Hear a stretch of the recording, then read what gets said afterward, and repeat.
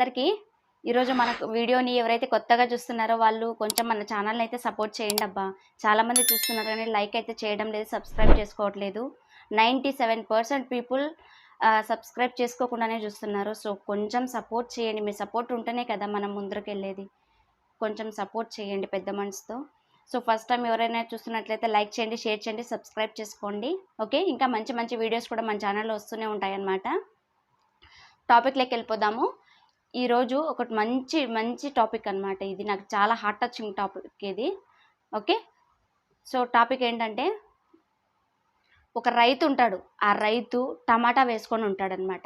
టమాటా వేసుకొని ఉంటే ఒకరోజు కొన్ని టమాటాలు తీసుకొని మార్కెట్కి వెళ్ళి అక్కడ కూర్చుంటాడు. కూర్చున్న తర్వాత అక్కడ కేజీ 50 రూపాయల ధరతో అమ్ముతాడు. అక్కడికి ఒక యువకుడు వస్తాడనమాట. యువకుడు వచ్చి ఇవి ఎంత కేజీ అనేసి అడుగుతాడు. కేజీ ఎంత అంటే 50 రూపాయలు అయ్యా అంటాడు. ఏంటి అందరూ 30 రూపాయలకు 20 రూపాయలకి ఇస్తా ఉంటే నువ్వు 50 రూపాయలు అంటున్నావు అనేసి కొంచెం ర్యాష్గా మాట్లాడినట్టు తన మీద మాట్లాడతాడు. కానీ ఆ రైతు మాత్రం అట్లా కుదరదయ్యా, మా నోటికాడిది తీయద్దయ్యా అనేసి మాట్లాడతాడు అనమాట. చాలా బాధతో మాట్లాడతాడు. పండి పెంచి ఉన్నవాళ్ళు కదా, వాళ్ళకి అట్లే ఉంటుంది. మరి లేదు, పక్క షాప్లో 35 రూపాయలకి ఇస్తున్నారు, 40 రూపాయలకి ఇస్తున్నారు, కానీ నువ్వేమో 50 చెప్తున్నావు. ఇస్తే ఇయ్యి, లేకపోతే లేదు, నీ బుద్ధి పుడితే ఇవ్వు, లేకపోతే లేదంటాడు. అంటే లేదయ్యా, అట్లయితే కాదు, 50 రూపాయలకి తక్కువ రాదు, నాకు కూడా సరిపోవాలి కదా, నాకు కూలిపాటు కూడా దొరకాలి కదా అనేసి అంటాడు. కానీ నిజానికి పక్క షాప్లో అంతకంటే ఇంకా ఎక్కువనే ఉంది ధర. కాకపోతే వీళ్ళు అక్కడ అంటారనమాట. సరే అనేసి లాస్ట్ 35కి ఇస్తా అంటాడు. లేదు అని అంటే 45 ఇచ్చేయి, కేజీ తీసుకొని పో అంటాడు ఆ రైతు. కేజీ తీసుకుంటాడా, అలా రా దారికి అనేసి అని అంటాడు. అవి తీసుకున్న తర్వాత ఆ యువకుడు ఎవడో పోయింటాడు కదా, తను ఏదో పెద్ద సాధించేసినట్టు తెగ ఫీల్ అయ్యి సాధించేసినట్టు హ్యాపీగా వస్తాడనమాట. అక్కడ నుంచి తీసుకొని పక్కనే బర్గర్ షాప్ ఉంటుంది అనమాట. అక్కడికి వెళ్ళి పిజ్జా అడుగుతాడు. పిజ్జా అడిగిన తర్వాత అక్కడ ఎంత అయింది అని అంటే, సార్ ఇంక్లూడింగ్ ట్యాక్స్ వచ్చేసి 270 రూపీస్ సార్ అనేసి చెప్తారు. సరే అనేసి 300 ఇస్తారు. 300 ఇచ్చి 30 రూపీస్ వెనక్కి ఇస్తూ ఉంటే, ఆ 30 రూపీస్ కూడా మీకు టిప్గా పెట్టుకోండి అనేసి అంటాడు. వాళ్ళు okay sir, thank you sir అనేసి అని అంటారనమాట.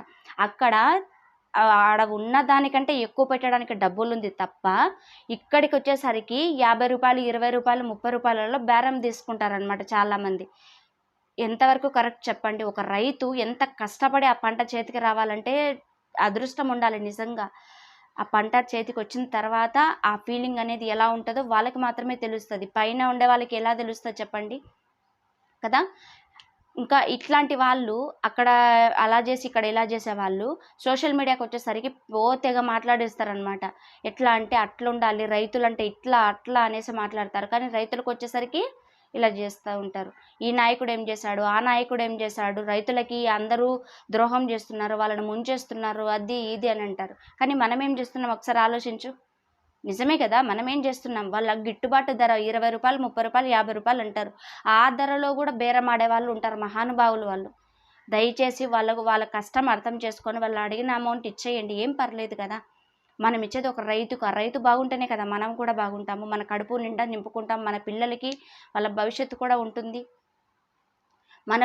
మనం నిజంగా మారాలంటే ఇలాంటి చిన్న చిన్న కేటగిరీ ఏదైతే ఉన్నారో వాళ్ళు మారితేనే మనం మారుతాము. ఒక రైతు బాగుంటేనే మనం కూడా మారుతాం. ఈ వీడియో మీ అందరికీ నచ్చింది అనుకుంటున్నా. సో ఈ వీడియో చూసిన తర్వాత కొంతమంది అయినా కూడా చేంజ్ అవుతారని నేనైతే అనుకుంటున్నా. మీకు ఎలా అనిపించిందో జస్ట్ ఒక కామెంట్ రూపంలో అయినా తెలియచేయండి. మంచిగా అనిపించిందా, లేకపోతే మీకు ఎలా అనిపించింది అనేది కామెంట్ అయితే చేయండి అబ్బా. జస్ట్ లైక్ అయితే మాత్రం కంపల్సరీ చేయండి, ఎందుకంటే చాలామందికి షేర్ అవుతుంది. Okay, thank you for watching.